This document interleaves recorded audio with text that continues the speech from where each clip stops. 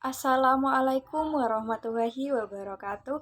Perkenalkan, nama saya Renita Sari Nur Afroh, NIM E 2019-2052 dari kelas Ekser 2 Fakultas Ekonomi dan Bisnis Islam.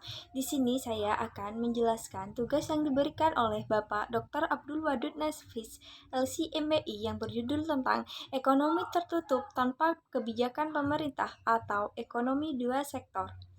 Yang pertama yaitu pengertian ekonomi dua sektor. Ekonomi dua sektor adalah perekonomian yang terdiri dari rumah tangga dan perusahaan. Merupakan bentuk yang paling sederhana dari analisis ekonomi makro mengenai penentuan tingkat kegiatan ekonomi suatu negara. Diagram alir perekonomian dua sektor meliputi mekanisme rumah tangga produsen memproduksi barang dan menjualnya kepada rumah tangga konsumen. Maka rumah tangga produsen akan mendapatkan upah dari barang yang dijualnya. Aliran pendapatan dalam perekonomian dua sektor. Yang pertama yaitu sektor perusahaan mengenai sektor produksi yang dimiliki oleh rumah tangga. Yang kedua, sebagian besar pendapatan yang diterima rumah tangga akan digunakan untuk konsumsi, yaitu membeli barang dan jasa yang dihasilkan oleh sektor perusahaan. Yang ketiga, sisa pendapatan rumah tangga yang tidak digunakan untuk konsumsi digunakan untuk ditabung dalam institusi keuangan. Yang keempat, perusahaan yang lain ingin dilakukan investasi akan meminjam ke rumah tangga yang dikumpulkan oleh institusi, yaitu institusi keuangan. Hubungan antara konsumsi dan pendapatan. Pendapatan rumah tangga adalah faktor terpenting untuk menentukan tingkat pengeluaran. Misalnya pendapatan 100 dan pengurangannya 200, maka tabungannya dikurangi 100. Maka dari itu, jika pendapatan naik, maka pengeluaran akan naik dan tabungannya menjadi berkurang. Dan jika pendapatannya 600 sedangkan konsumsinya 575, maka tabungannya akan naik menjadi 25. Keterangannya yang pertama, pada pendapatan yang rendah, rumah tangga mengambil tabungan.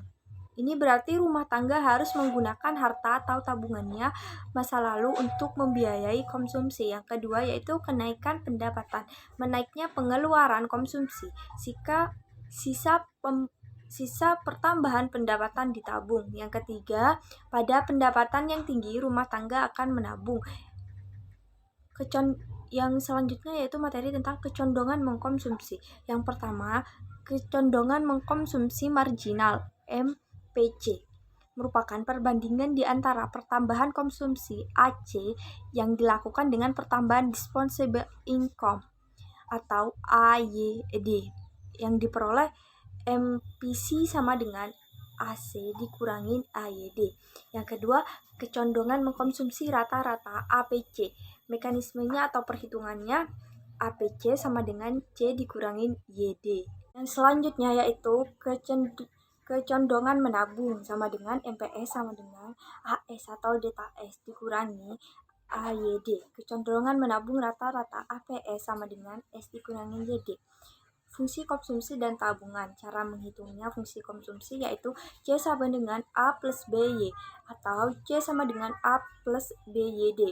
Investasi dan fungsi investasi. Yang pertama yaitu pengertian investasi. Investasi atau penanaman modal. Investasi merupakan komponen kedua yang menentukan pengeluaran agregat suatu negara. Investasi melimpah pengeluaran untuk yang pertama, pembelian barang modal. Yang kedua, pergantian barang modal yang telah didepresiasikan. Yang ketiga, pengeluaran untuk membangun fasilitas. Yang keempat, pertambahan nilai untuk barang yang belum terjual. Jumlah investasi tersebut disebut investasi bruto. Sedangkan investasi neto didapat dari investasi bruto dikurangi depresiasi. Faktor penentu investasi yang pertama yaitu tingkat keuntungan yang diramalkan akan diperoleh. Yang kedua yaitu suku bunga. Yang ketiga, ramalan mengenai keadaan ekonomi di masa depan. Yang keempat, kemajuan teknologi. Yang kelima, tingkat pendapatan nasional dan perubahannya. Yang keenam, keuntungan yang diperoleh oleh perusahaan. Selain itu, fungsi investasi. Yang pertama yaitu fungsi investasi otonomi atau investasi yang besarannya tetap, dan yang kedua yaitu fungsi investasi terpengaruh. Investasi terpengaruh dipengaruhi oleh besarnya pendapatan nasional.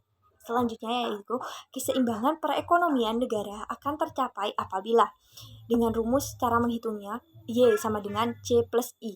Ketika pendapatan sama dengan konsumsi atau investasi. Yang kedua, I sama dengan S atau investasi sama dengan tabungan. Cukup sekian pemaparan materi dari saya, kurang lebihnya mohon maaf. Wassalamualaikum warahmatullahi wabarakatuh.